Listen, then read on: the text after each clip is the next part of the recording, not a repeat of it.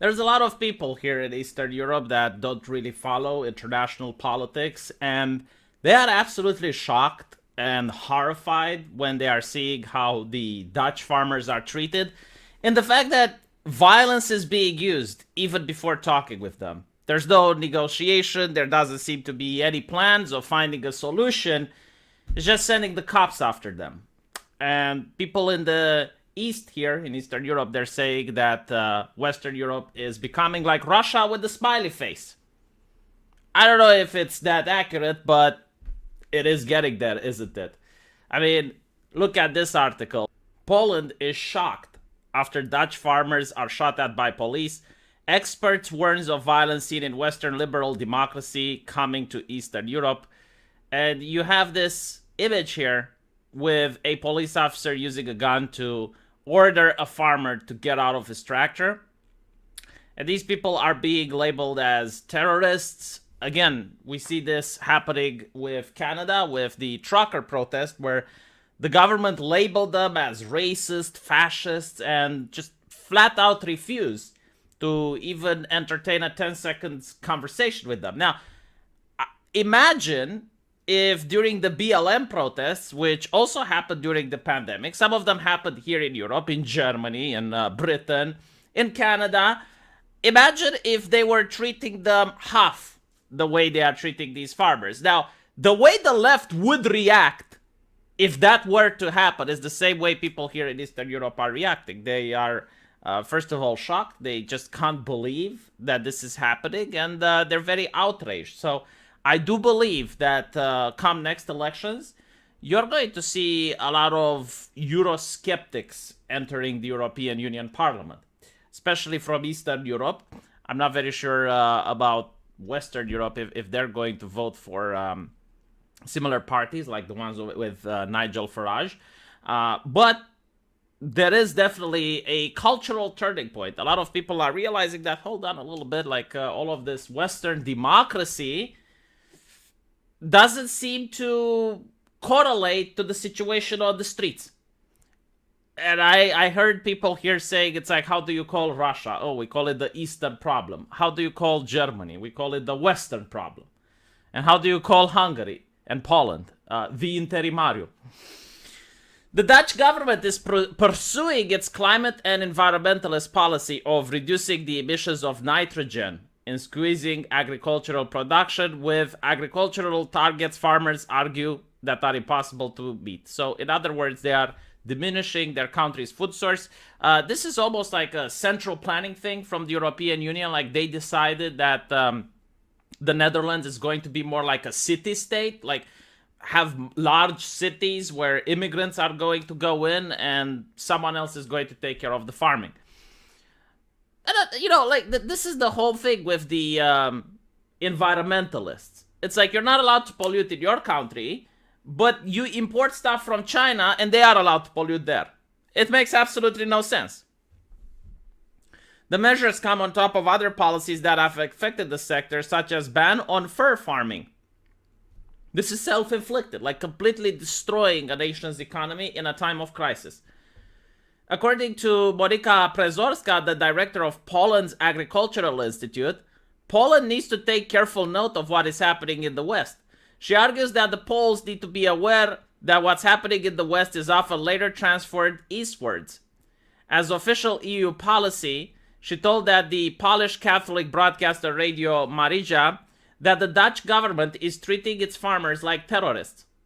Reports from the protests seem to bear this out, as footage shows shots being fired in the direction of the tractors.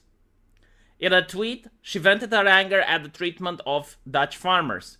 Shooting at tractors of protesting farmers in the Netherlands represent a new level reached by Western democracy. Notice how there's no talks about gun control in the Netherlands. Like, the government is too irresponsible to have weapons. Like, the police should... Why do the police need weapons in Netherlands? I mean, the population is disarmed. Why do they need to have guns? Why can't we ban guns? If only we can save one life. Notice how that conversation just doesn't take place.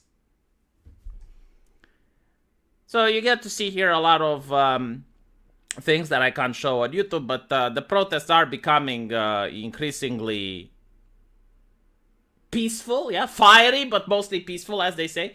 Um, they have started blocking the supply chains for supermarkets, and certain supermarkets in the Netherlands are empty because of that. The head of Agricultural Institute argues that it is worth looking at what is happening to Polish agriculture.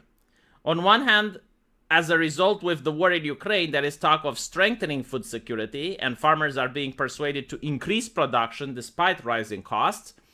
However, at the same time, there is a trend to reduce production for environmental and climate reasons. The European Union's Green Deal, depending the crisis in food production and processing. So I want to remind people that there is another scandal in the European Union where Poland dictated that its own constitutional law is above that of the legislation coming from the European Union, which is common sense. Germany did the same, but Poland is now being punished for making that decision. And this is due to the fact that the EU wants to push legislation on Poland that the Polish people not only don't want, but it would be unconstitutional for them. So the European Union, I really hate this word globalism. What it really is, it's empire building. It's imperialism. Like, the European Union is acting like an empire, which is subjugating nations that it has conquered. Of course, it's not conquering them militarily. It's doing this with deception, political pressure, diplomatic pressure, but it is doing it nonetheless. And it wants to have an army.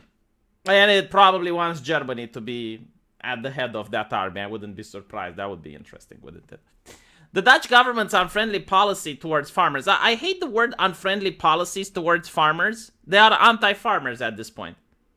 And again, like, if a government doesn't allow you to make your own food, like, at what point isn't it legitimate to protest? And they're not allowing, again, conversations to happen. Like, this is the shocking thing, that they're not even entertaining the idea that they should talk with the farmers. They're not entertaining the idea that maybe a solution can be found. They're not interested in that.